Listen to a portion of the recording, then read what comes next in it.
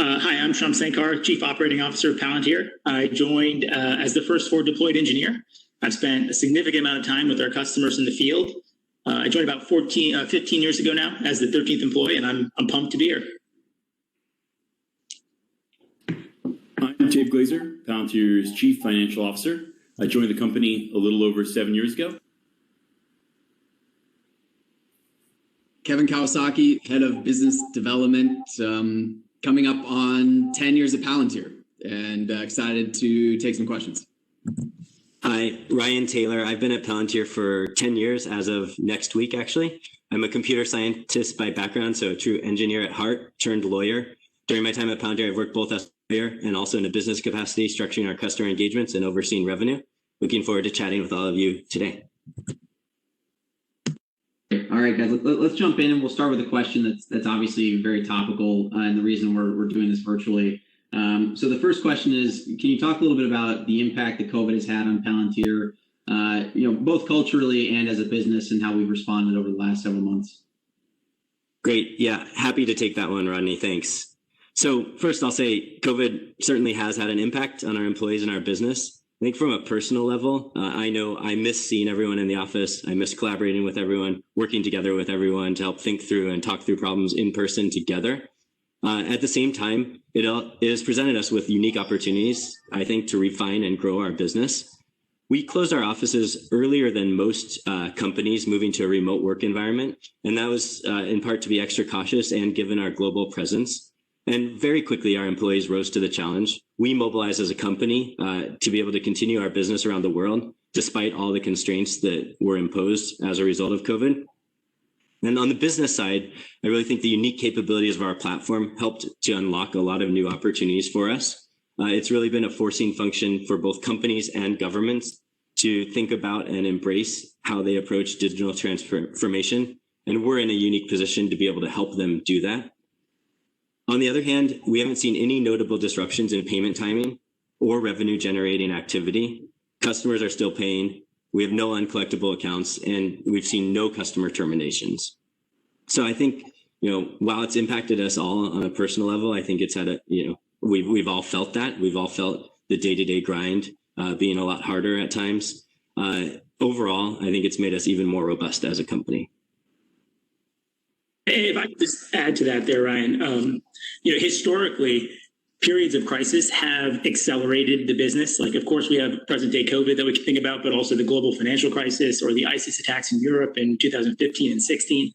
And the reason that's been the case is these sorts of crisis situations really make the competition infeasible. It's not viable to say that you're going to wait 3 years for a solution in the context of a crisis.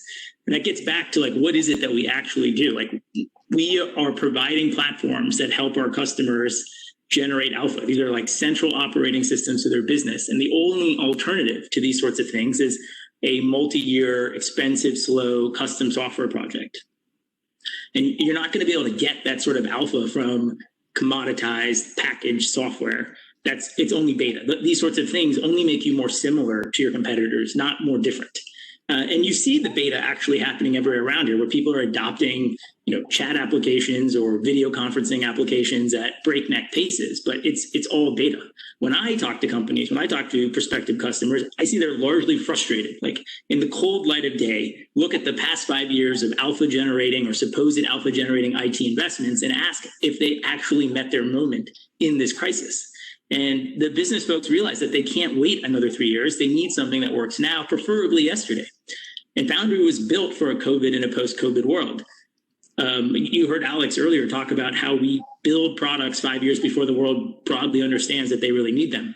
But the simultaneous supply and demand shocks that COVID brought about, that occurred in the context of the macro disruption of value chains that people were already operating in the context of their industries, really educated the market to that reality. And so accordingly, we've seen a general acceleration, maybe underscored by the fact that we started many, many new engagements in just the first 3 weeks of COVID alone without even being able to get on a plane.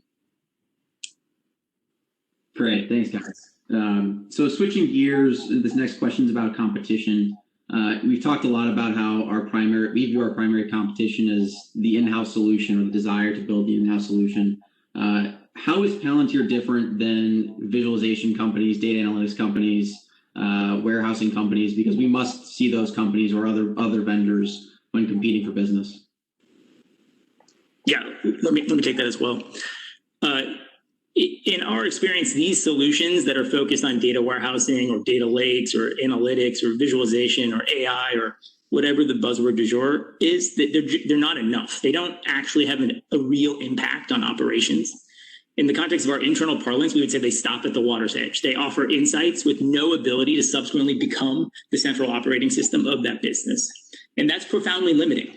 And we know that because we made those same mistakes 8 years ago. Like, the reality is that most analytic insights are worthless. The only ones that are valuable are the ones that impact operations. You know, if I think back a decade, I think to like all these churn models that would tell you who's going to quit, but would have no intuition for what interventions are even economic. Like, that's not an interesting model. Or predictive maintenance models that tell you that something's about to break when you can do nothing about it. And you really have to flip the problem on its head. Like, have you helped that worker on the front line turn her wrench today? And if the answer is no, you're failing and you just don't know it. And that's why we have focused on building software that grafts into the organic complexity of our customers' businesses and helps them wield that complexity to win. It turns that liability into an asset. And we do that by bringing insight to the decisions they make and helping them learn continuously how to make better decisions. We think about companies as a collection of all the decisions they make and how those decisions are interrelated. Of course, your pricing strategy depends on what's going on with logistics, which depends on what's going on with production, which itself depends on what's going on with procurement.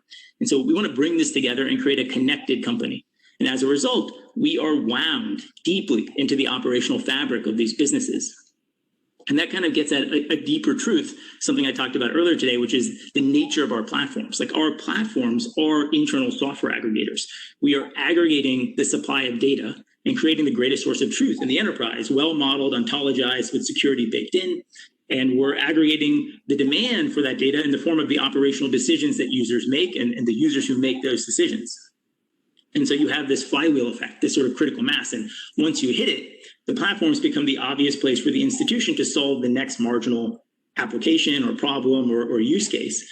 And then once you get to that threshold, the software just continues to deliver more and more value for these enterprises, which, when you compare it to the alternative of stitching together a bunch of different packaged software that empirically only succeeds, 1 out of 20 times, it's just not that compelling.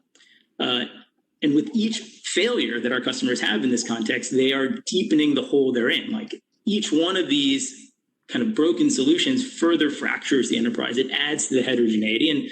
And then this just serves to strengthen our ultimate value proposition. Great. Thanks, Sean. So next question, we'll change gears to a financial question. Can you discuss your remaining performance obligation and how is that viewed internally as a performance measure? Hey, Rodney, I'll take that one. So, as I mentioned earlier, a number of our contracts have termination for convenience. And as a result, RPO, instead of measuring future revenue visibility for us, it tends to measure the length of our termination for convenience clauses.